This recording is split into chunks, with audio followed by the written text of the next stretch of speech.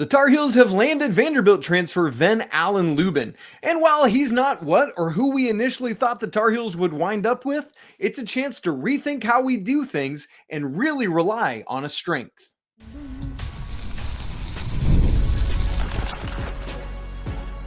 You are Locked On Tar Heels, your daily podcast on the UNC Tar Heels. Part of the Locked On Podcast Network, your team every day. Hey there, what's up? It's Friday, May 24th, 2024. Welcome into the Locked On Tar Heels podcast, the only daily North Carolina show out there. I'm your host, Isaac Shade, and you're joining us at the place to get your Tar Heels content every single day. Thanks for making us your first listen or watch. Special shout out to all you everydayers out there and all the members of the Locked On Tar Heels Discord community. So glad that you're all with us. This episode's brought to you by Game Time. Download the Game Time app, create an account, and use code LOCKEDONCollege for $20 off your first purchase. Terms apply. Hey, it's a two for Friday. We got two shows for you. One where we're talking about Ven-Allen Lubin and a few other things I'll mention in a second.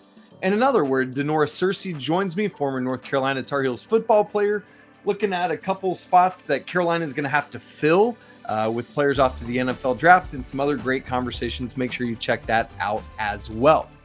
We did a live reaction show to Ven-Allen Lubin's commitment on Thursday. You should listen to that because we talked about things there we're not going to talk about here. Things like big picture fit stuff, how he and Jae'lyn Washington complement each other, other things of that nature. Today, I want to talk more about how we could think differently about how the Tar Heels could approach playing things this upcoming season. More on statistics for Ven-Allen Lubin. Think about what he'll do and be in North Carolina. The all-important starting lineup question that everyone wants to get to.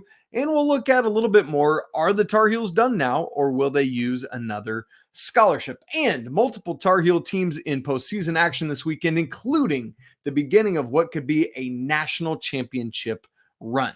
So here we go. Ven-Allen Lubin comes to North Carolina, second transfer this transfer portal season, joining Cade Tyson from Belmont. Two guys from the Nashville area, interesting, not grew up there, but playing their college basketball there this past year. Both of them come with 2 years of eligibility. You love that.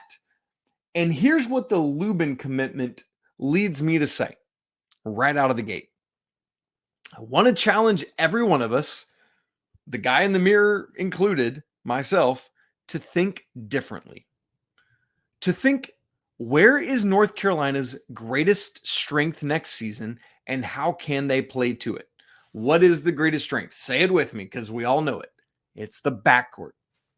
So how do you lean into utilizing that backcourt best? I mean, you don't want to think about like, oh man, we got this backcourt, but we got to find some front court positions. No, you think about, here's an area of strength. How do we let the other guys complement what we do with that? We've got Elliot, Cadeau, and we've got RJ Davis and Seth Trimble and Ian Jackson and Cade Tyson on the wing and Drake Powell on the wing. Let's take advantage of it. What do?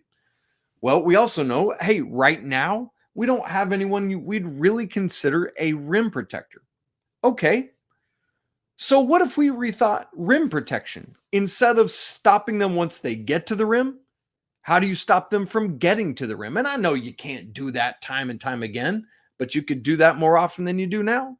How could the Tar Heels continue to up the higher level defense that they had last season? You don't have to play through Ven-Allen Lubin or Jae'lyn Washington, for example, like you did with Armando Bacot. You almost had to play through him because he's an anchor down there.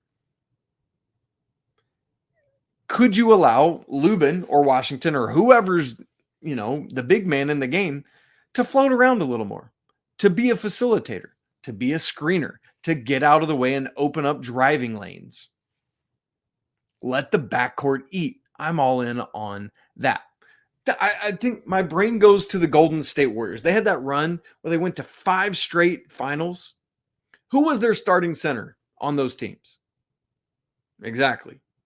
It didn't matter because it was about the Splash Brothers. It was about Steph and Clay, and it was about Draymond, and it was about Harrison Barnes while he was there. It was about Iggy. Well, for what it's worth, it was Andrew Bogut in 15 and 16. I don't know, he brought more rim protection, but go with me. 17, Zaza Pachulia. 18, Kevon Looney, JaVale McGee. 19, Jordan Bell, Boogie Cousins. Heck, some of that time while it was Andrew Bogut, Steve Kerr turned to Andre Iguodala in the starting lineup. So it's like he and Draymond are your front court. There's no reason Carolina has to continue to operate like they've always operated. My brain wants to go there. I think Armando replacement. I think Harrison replacement. And I've said that so often this offseason. Now I realize that with what the pivot North Carolina has had to take because of not getting guys like Jonas Adu, like Cliff Omori, you got to rethink how you do it. But there's no reason that can't be a winning strategy. Remember, Ven-Allen Lubin doesn't have to be the dude because Carolina has the dude elsewhere, and his name is RJ Davis. He just needs to understand his assignment and execute that assignment. And from what I've watched of Ven-Allen Lubin, he's very capable of doing that assignment, whatever it may be. Why? He has good energy. He's fundamentally sound. He's active around the rim. He does all these things. He's listed at 6'8", but he's got a big wingspan, so he plays bigger. So the question is, with Ven-Allen Lubin understanding his assignment and executing it, the big question for me, how long does it take for him to figure that out? The answer to that question may be key, may be critical for North Carolina's success this upcoming season. Are you going with me on that? And I think baked into that is key and critical for the coaching staff to figure out how to unleash him, how to utilize Ven-Allen Lubin as well. Well, and I know, look, I say he's 6'8". He's not a massive rim protector. You know, if Jae'lyn Washington's your starting five, he's bigger, but he's not really a rim protector in the classic sense that you think about. So yeah, maybe there is a concern about Lubin getting scored over sometimes, but with that wingspan, with that length, he's going to push you away. And maybe, like that getting over him's not as effective because he's got you further out or whatever it may be. That's all real possibilities.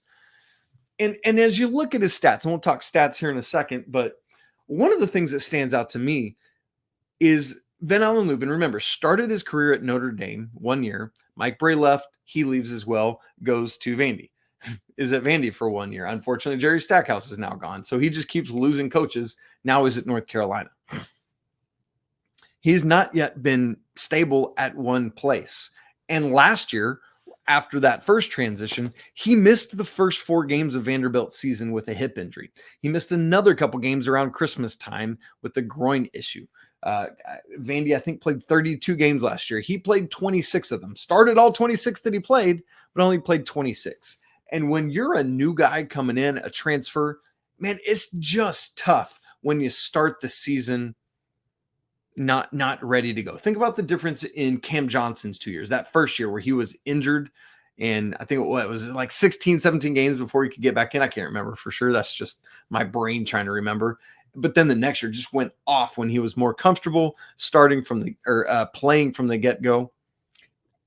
For Lubin last year, new team, new place, can be hard to get going, especially when you're behind the 8 ball because of an injury. But man, here's the thing for me. He really, really picked it up down the stretch. He had 5 double-doubles last season. 3 of them were in Vandy's final 5 games. Multiple offensive rebounds in 13 of Vandy's final 14 games last season. And the Commodores' final 3 games, he put up 13 points, 8 boards against Kentucky, 25 and 11 against Florida, and 21 and 10, including 3 steals and 2 blocks against Arkansas. So, I think it's just, you look at that and you say, man, he was really rounding into form late in the season. Could he figure that out, especially if healthy, sooner at North Carolina? Who is this guy fully healthy? I'd like to know. The stats last year at Vandy, 12.3 points a game, 6.3 boards, 2.5 of which were offensive. half an assist a game, 0.6 steals per game, and 1 block per game. Shooting percentages, 53.3% from 2 on 7.6 attempts a game, 33.3% from 3 on 1.5 attempts a game. Again, not necessarily a step out and stretch guy, but I'm curious to see if he'll do that more at North Carolina. Again, it's all going to be about utilization. And really solid at the free throw line, 73.2% last year, 3.7 attempts per game. And you look at things like, we don't want to compare him to Harrison and to Armando, because again, you're maybe rethinking this thing differently. But he had a lower turnover percentage last season than either Harrison Ingram or Armando Bacot.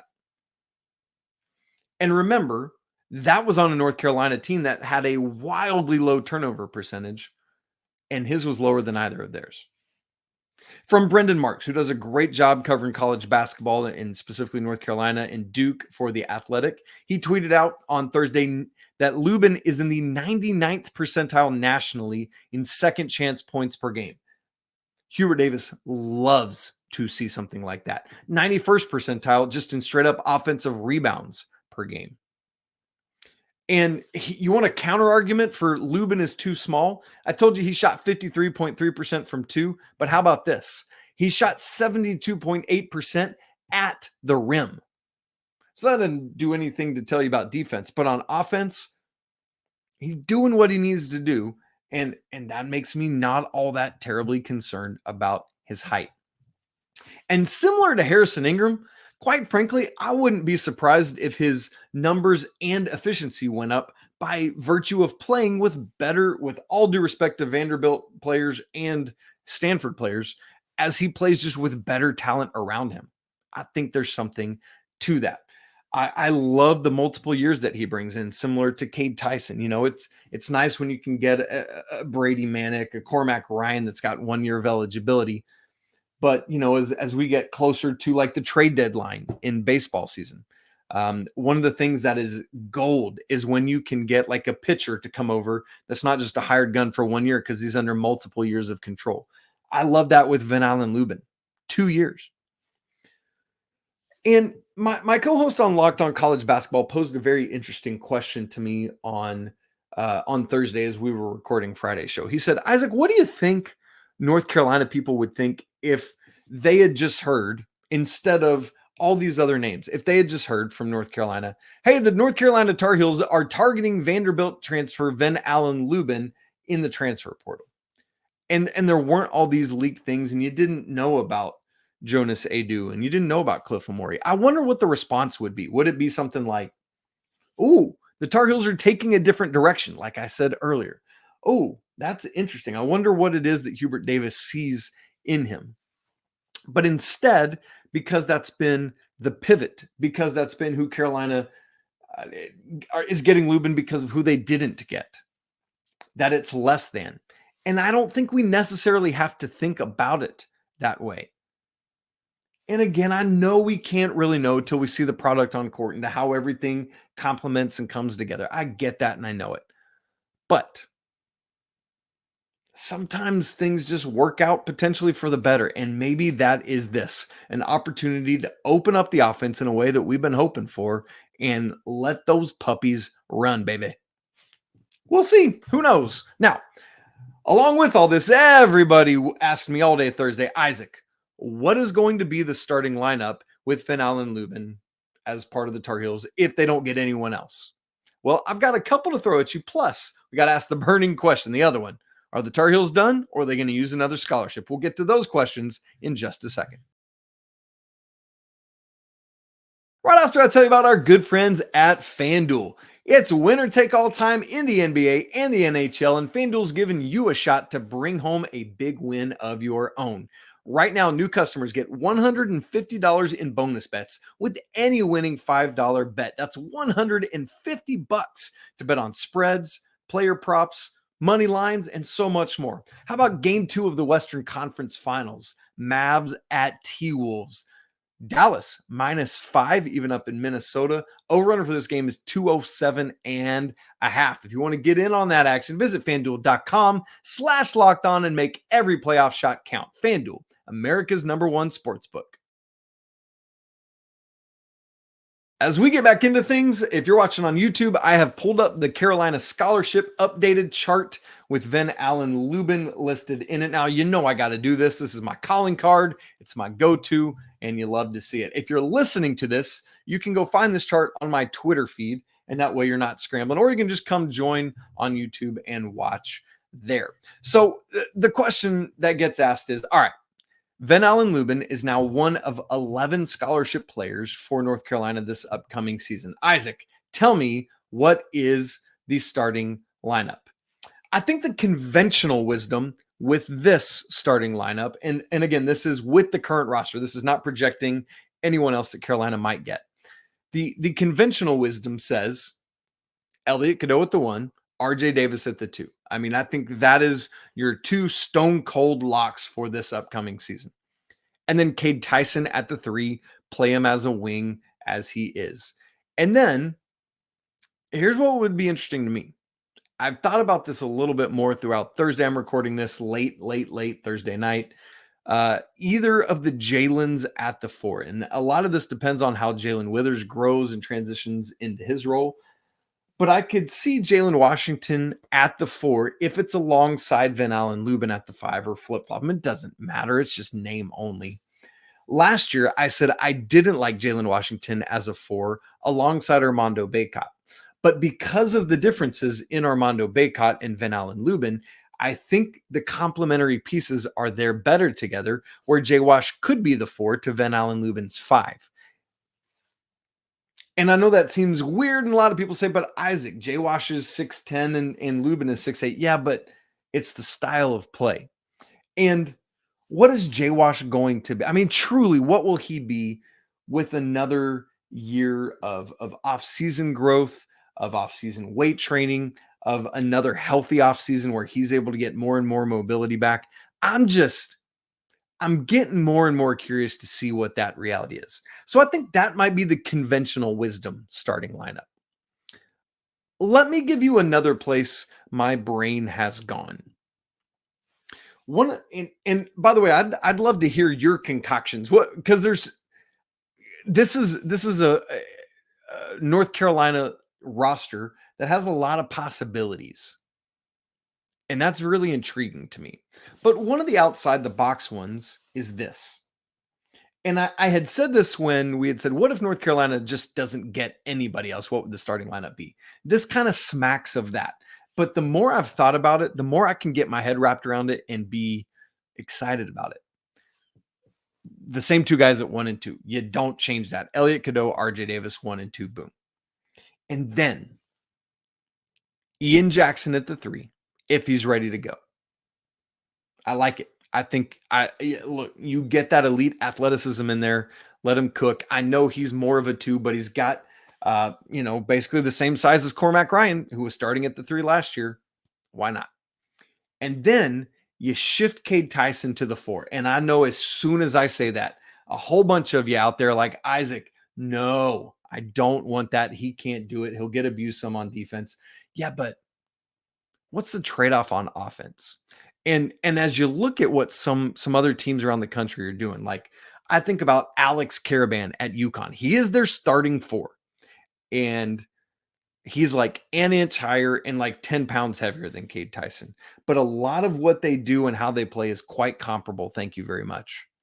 If it can work for the back-to-back national champions, why can't it work for the Tar Heels and Cade Tyson? I'm just saying. You're asking me for some starting lineup combos. Here's one that I think it could be. And then that lineup brings you so much. Oh my word, the firepower in that 1 through 4 of Cadeau, RJ Davis, Ian Jackson, and Cade Tyson. And then at the 5, you just figure out who fits best with that 4. Is it Ven-Allen Lubin or is it Jae'lyn Washington? You let them go a little bit at practices and other things in the lead up. You tinker, you tweak, and you decide, and then you roll with it. So I present those to you. One is a more conventional lineup. One is here's the cards in the personnel we've been dealt. How do you just lean into it? I think that could be fun, man. I think that could be a lot of fun. And then the other question, and by the way, before we move on, let me say this. Critical reminder that the finishing 5 is infinitely more important than the starting 5. Okay. The other question that we've got to continue to answer: is North Carolina now done at 11 scholarship players, or will they continue to look at grabbing another front court player? There is no world right now in which North Carolina goes after another backcourt player or wing. They're done there. And sure, maybe that could wind up on freezing cold takes, but just if North Carolina is going to add somebody else, it will be a 4 or a 5. There we go. And I know there's been some conversation about Hubert Davis has 11 as a magic number now, but I'm not convinced that he does, because last offseason, there were multiple opportunities where if something didn't happen, the Tar Heels would have had 12 on scholarship last year. If Simeon Wilcher didn't transfer out when Elliot Cadeau reclassified, there's 12 on the roster. If North Carolina had pursued Johnny Furphy more, harder, maybe you have 12 on the roster. It's just like, there's nothing that says that Coach Davis has settled on 11 as the magic number. Now, maybe he had, because that's what he had last year, and internally that's where he's at. And if so, great. But I'm just saying, whether it's continuing to look for Onyenso or Coleman Hawkins, although the more I think about it throughout Thursday, the more I've thought about it, I think landing Lubin rules out Hawkins. Now, they might still talk to him and have conversations. Sure, fine, good, whatever. But I think of those two remaining guys, Lubin or Onyenso would be the more natural one to pair with getting Lubin, because he is that rim protector. And so I know I said earlier, you rethink how you do defense in some of those ways. But if you can get Onyenso, that's something worth considering. So you got to have the conversation. You got to at least have that. But then there's still other guys that I think move the needle in a big way as well. JT Toppin, Jameer Watkins, Arthur Kaluma, Trayvon Brazile. If any of those guys pull out of the NBA draft, over the next 5 days or whatever it is, I think you got to have the conversation to figure out, are we compatible, and how would you fit with what we've already got?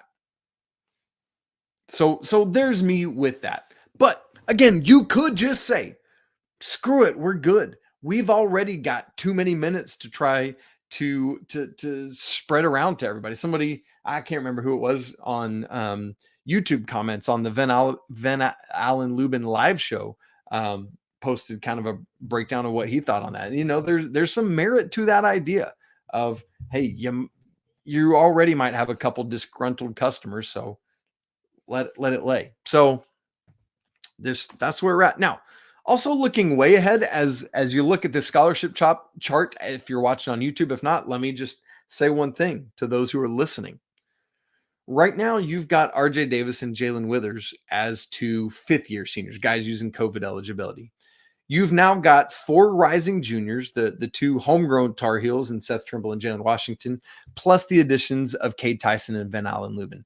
In between there are no 4th-year seniors.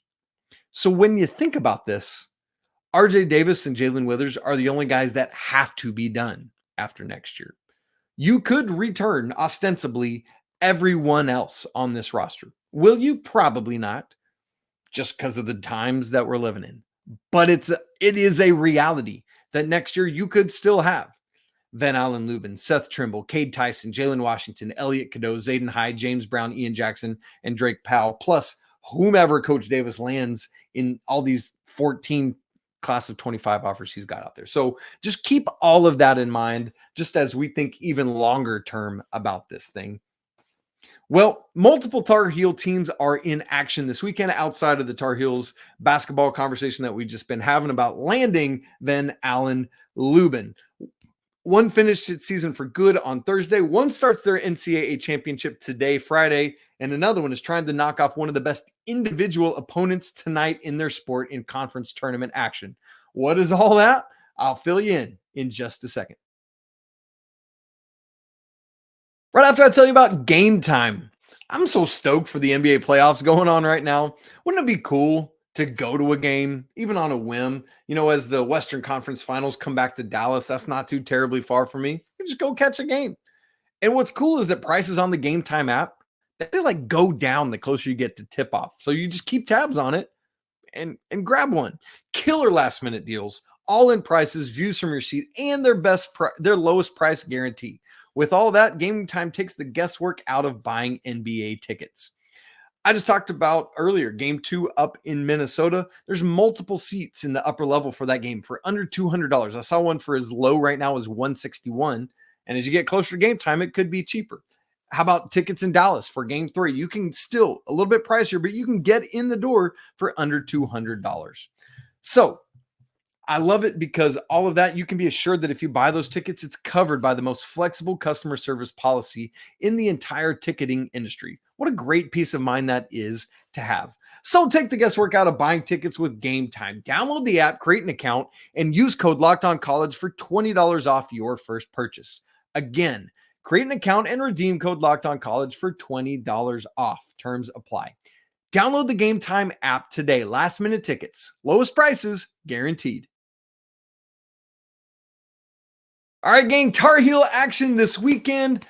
Baseball, the Diamond Heels did work on Thursday against Pittsburgh right out of the gate, leaving this game in no doubt. Final score 12-2 Tar Heels. They finally got to that double-digit margin, not till the 9th inning. So I guess it was technically a run rule when the game ended, but it didn't end early because it was the 9th inning when it happened. But the Tar Heels, 4 home runs in the first inning.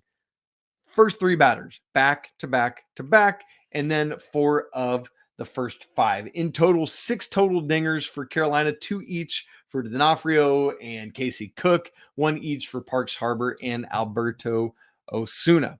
And speaking of D'Onofrio, have yourself a day, Anthony D'Onofrio. 3 for 3 at the plate, 2 homers, 3 base on balls, 3 runs scored, 5 RBIs. But he was caught stealing one time. For shame, D'Onofrio. No, I'm just kidding. What a day, homie. Great stuff there. Jason DeCaro on the mound did exactly what Coach Forbes needed him to do. 7 innings pitch, just 5 hits surrendered, only 2 runs, 6 Ks, only 1 walk, 95 total pitches. Just chef's kiss to Jason DeCaro. And I know, for me, this was kind of a glorified spring training game because Wake Forest had already beaten Pitt. So it doesn't matter what Carolina did in this game. The only thing that matters is the Wake Forest game tonight. But it was good to get a little bit of a tune-up, get back in action.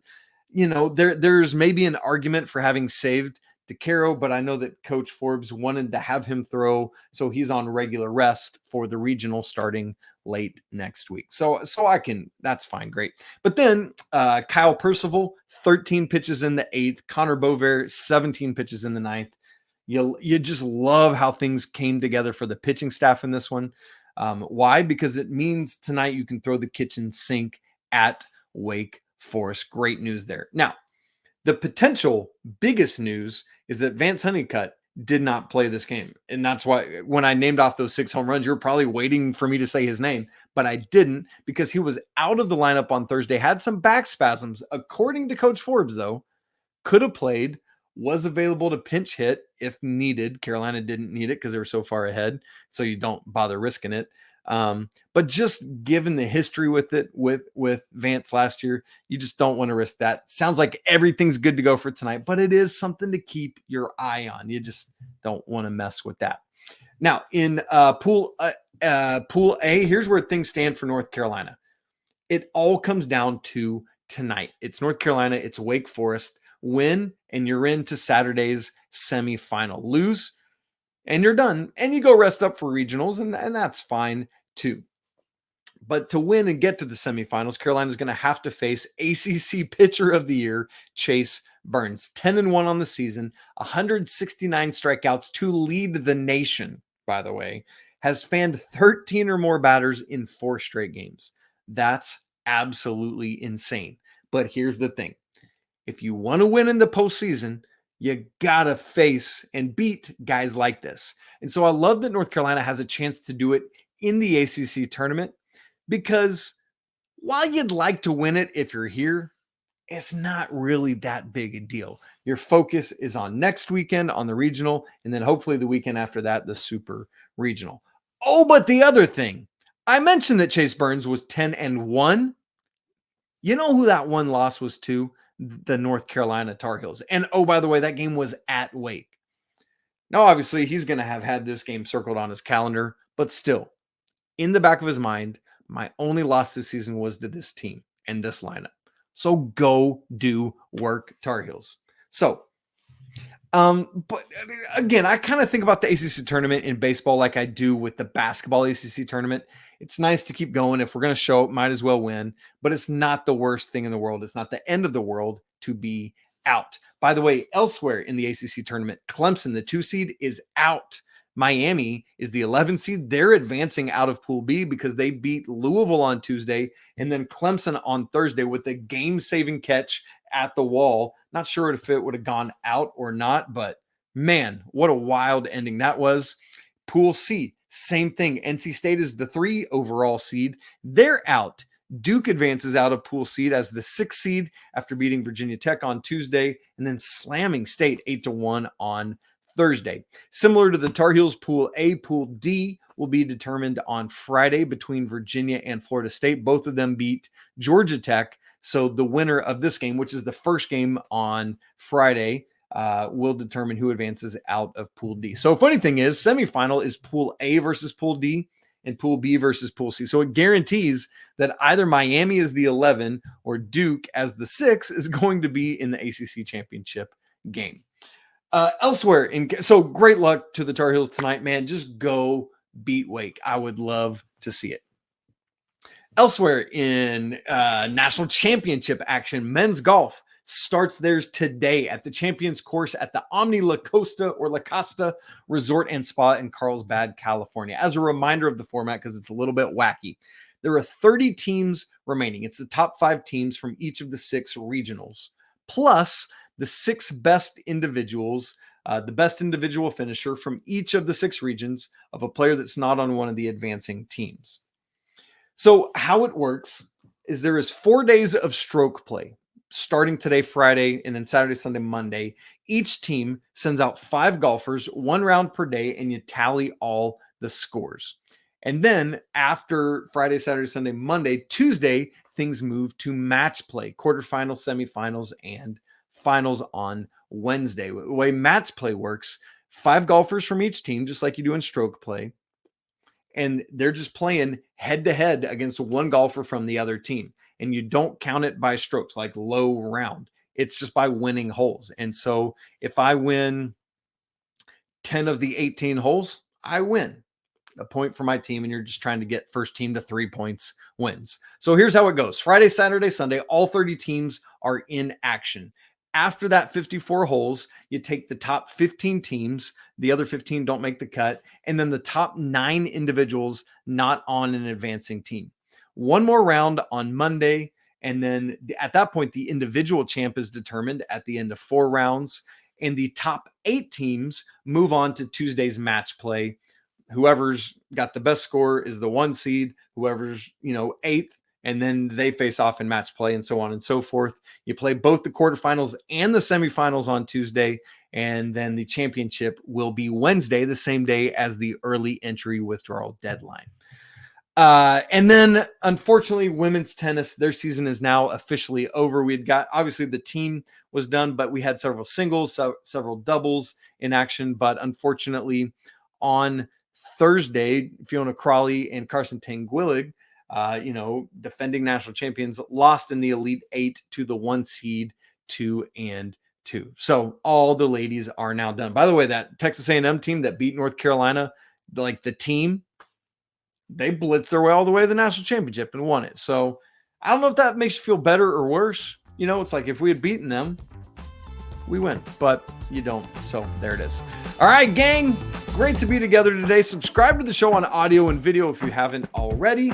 If you're not part of the Locked On Tar Heels Discord community, man, come join us. The link is in the show notes. It's free. Come for the Tar Heels. Stay for the community. It's always a great day to be a Tar Heel. Best of luck to the baseball team tonight. Best of luck to men's golf as they get their first round underway. We'll talk again on Monday, but until then, peace.